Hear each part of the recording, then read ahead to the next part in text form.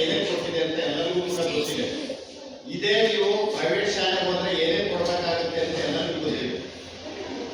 So ಬೆಳಿಗ್ಗೆ 9 ಗಂಟೆಯಿಂದ ಹಿಡಿದು ಹಾಲಿಂದ ಹಿಡಿದು ಮಧ್ಯಾಹ್ನ ಊಟ, ಅದಾದ್ಮೇಲೆ ಸ್ನ್ಯಾಕ್ಸು, ಸಂಜೆ ಹೋಗಬೇಕಾದ್ರೆ ಸ್ನ್ಯಾಕ್ಸ್, ಬಟ್ಟೆ free, shoe free, books free, so van, ಇಷ್ಟೆಲ್ಲ ಸೌಲಭ್ಯಗಳನ್ನ ಕೊಟ್ಟ ಮೇಲೆ ನಾವು ಕೂಡ ಶಿಕ್ಷಕರಾದ ನಾವು ಜವಾಬ್ದಾರಿ ನಮಗೆ ಒಳ್ಳೆ ಸಂಬಳ ಇದೆ, ಅದನ್ನು ನಾವು ಹಣಕಾಸು.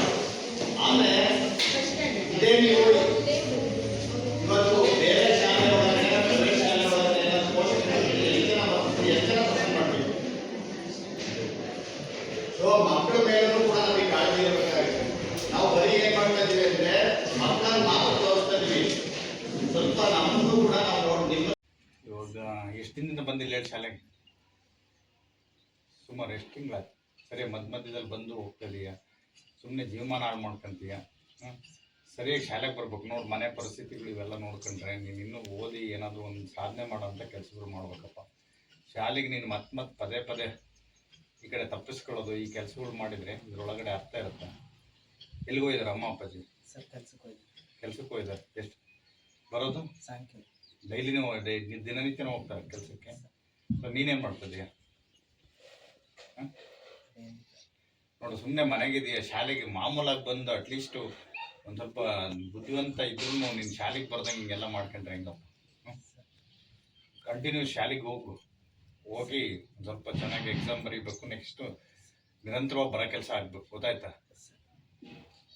ಅಪ್ಪ ಹಗ್ಲೆಲ್ಲ ಸ್ಕೂಲಿಗೆ ತಪ್ಪಿಸ್ಕೊಬಾರ್ದು. ಇವತ್ತು ತಪ್ಪಿಸ್ಕೊಂಡಿದೀಯ, ನೀನು ಮಧ್ಯೆ ಗ್ಯಾಪ್ ಮಾಡೋಂಥ ಕೆಲಸಗಳನ್ನ ಮಾಡಬಾರ್ದು, ಆಯ್ತಾ? ಸುಮ್ಮನೆ ಜೀವಮಾನನ ಹಾಳು ಮಾಡ್ಕೊಂತೀಯ.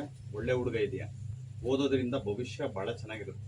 ಪಾಠ ಮಾಡ್ಬೇಕಾರೆಲ್ಲ ಹೇಳಿರ್ತೀವಿ, ಯಾವುದೇ ಕಾರಣಕ್ಕೂ ತಪ್ಪಿಸ್ಕೊಂಡಂಗೆ ನೀನು ಬರೋಂಥ ಕೆಲಸ ಮಾಡಬೇಕು. ಸರ್ಕಾರಿ ಶಾಲೆ ಒಳಗಡೆ ನೋಡು ಎಷ್ಟೆಲ್ಲ ಸವಲತ್ತುಗಳಿದಾವೆ. ಒಂದು ವಾರ ಬಿಡೋದು, ಒಂದು 2 ದಿನ ಬರೋದು, ಈ ಥರದ ಕೆಲಸನ ಮಾಡಬಾರ್ದು. ಒಂದು ವಾರ ಬರ್ತೀಯ, ಒಂದು 2 ದಿನ ಬರ್ತೀಯ, ಆ ಥರದ್ದು ಮಾಡಬಾರ್ದು. ಕಂಟಿನ್ಯೂ ಆಗಿ ಬಂದರೆ ಮಾತ್ರ ಓದಿದ್ದು ಹೇಳಿದ್ದು ಎಲ್ಲದೂ ಕೂಡ ನೆನಪಿರ್ಲಿಕ್ಕೆ ಸಾಧ್ಯತೆ ಆಗುತ್ತೆ. ಇಲ್ಲಾಂದ್ರೆ ಏನಾಗುತ್ತೆ, ಎಲ್ಲ ಗ್ಯಾಪ್ ಆಗುತ್ತೆ.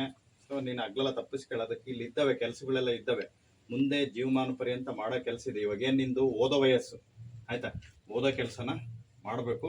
ನಾಳೆಯಿಂದ ನಿರಂತರವಾಗಿ ಶಾಲೆಗೆ ಬರ್ಬೇಕು. ನೋಡು, ನಾನು ನಿಮ್ಮ ಮೇಲೆ ಕಣ್ಣಿಟ್ಟಿರ್ತೇನೆ.